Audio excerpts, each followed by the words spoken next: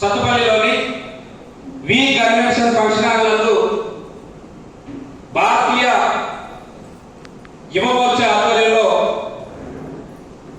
Youth awareness programme ఏర్పాటు చేయడం జరిగింది. ఈ యూత్ అవేర్నెస్ ప్రోగ్రాం కి భారత ప్రభుత్వం న్యూఢిల్లీ నుండి ఎంఎస్ఎంఈ నేషనల్ వైస్ చైర్మన్ గా బాధ్యతలు స్వీకరించినటువంటి గౌరవనీయులు పేరవ శ్రీనివాసరావు గౌడ్ గారు ముఖ్య అతిథిగా ఈ కార్యక్రమానికి హాజరవడం జరిగింది. దానిలో భాగంగానే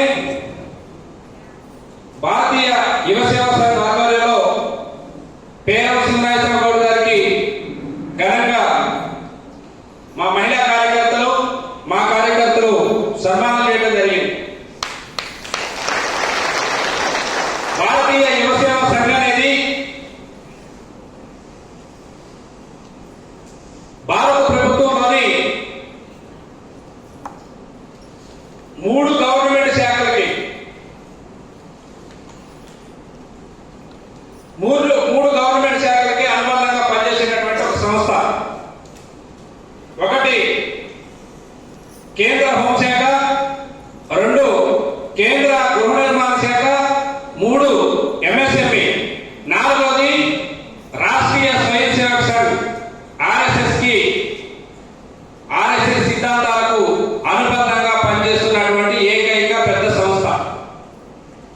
ఈ సంస్థకి యువ మోర్చాకి నేను జాతీయ అధ్యక్షుడిగా కొనసాగుతున్నాను.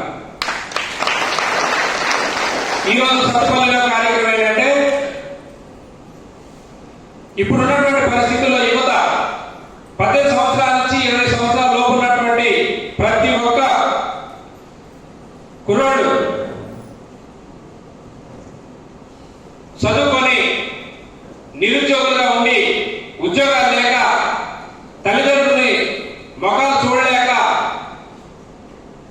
టచ్ ఫోన్కి అలవాటయ్యి సెల్ ఫోన్కి లేనిపోయిన అలవాట్లన్నీ నేర్చుకొని ఇలా కుటుంబాలకి భారంగా మిగిలిపోవడం ఇష్టం లేక చెడు వ్యసనాలకి బానిసగా మారుతున్నారు.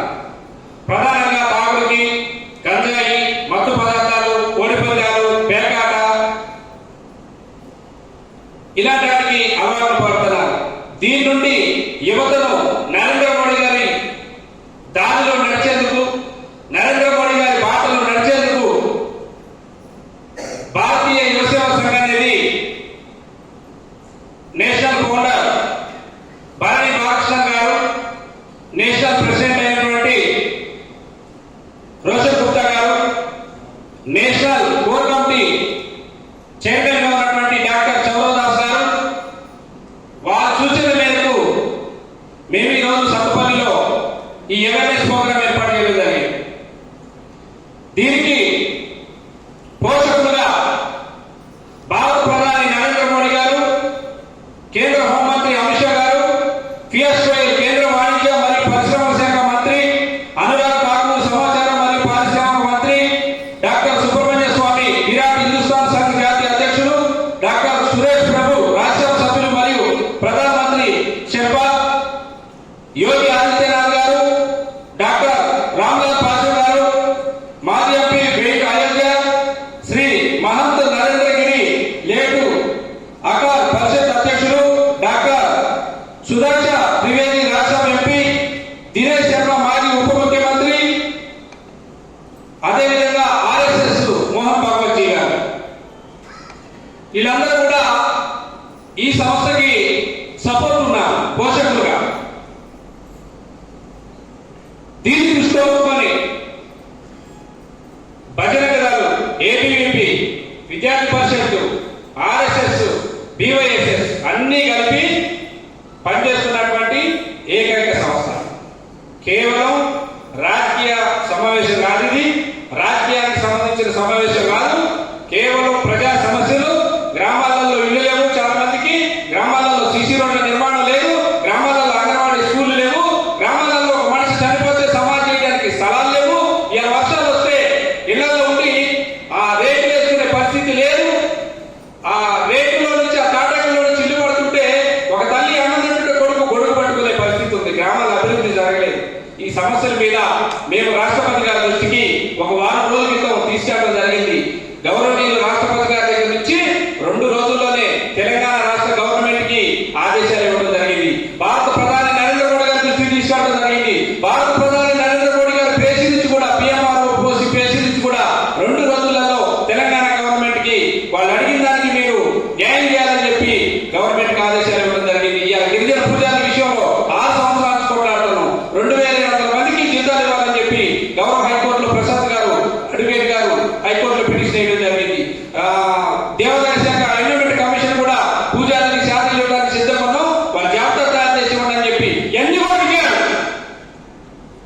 భారతీయ యువసేవ సంఘం అనేది విజయాలు. ఈ విజయాలని మా ప్రజలకు చెప్పుకోవడం కోసం ముందు మనం ఏ రకంగా ముందుకు పోవాలి, ఏ రకంగా మనం గ్రామాల అభివృద్ధి చేసుకోవాలి, ప్రతి ఒక్కరు కూడా నరేంద్ర మోడీ గారి నాయకత్వంలో ఈ దేశాన్ని హిందూ దేశంగా ఏ రకంగా ముందుకు తీసుకెళ్లాలనే ఉద్దేశంతో ఏర్పాటు చేసినటువంటి కేవలం మోటివేషన్ సభ BYSS భారతీయ యువసేవ సంఘ ఆధ్వర్యంలో జరిగే ఈ సభను పేరనాయకుల గారు వచ్చి వారు అమూల్యమైన సమయాన్ని ఇచ్చినందుకు వారికి ధన్యవాదాలు తెలియజేస్తూ, ఇంకా ఈ కార్యక్రమానికి BYSS నుంచి జాతీయ కార్యదర్శి షేక్ శ్యామలి గారు వారి బృందం కూడా ఇంకొక 10 నిమిషాల ఇక్కడికి 8 మంది వస్తున్నారు. కాబట్టి మీడియా మిత్రులు ఇప్పటి వరకు మాతో ఉండి సహకరించినందుకు మీడియా మిత్రులకి, ఈ హాల్ ఇచ్చినటువంటి యజమాని గారికి, మా ఆహ్వానాన్ని మన్నించి ఆంధ్రప్రదేశ్ నుంచి తెలంగాణ నుంచి ఇతర స్టేట్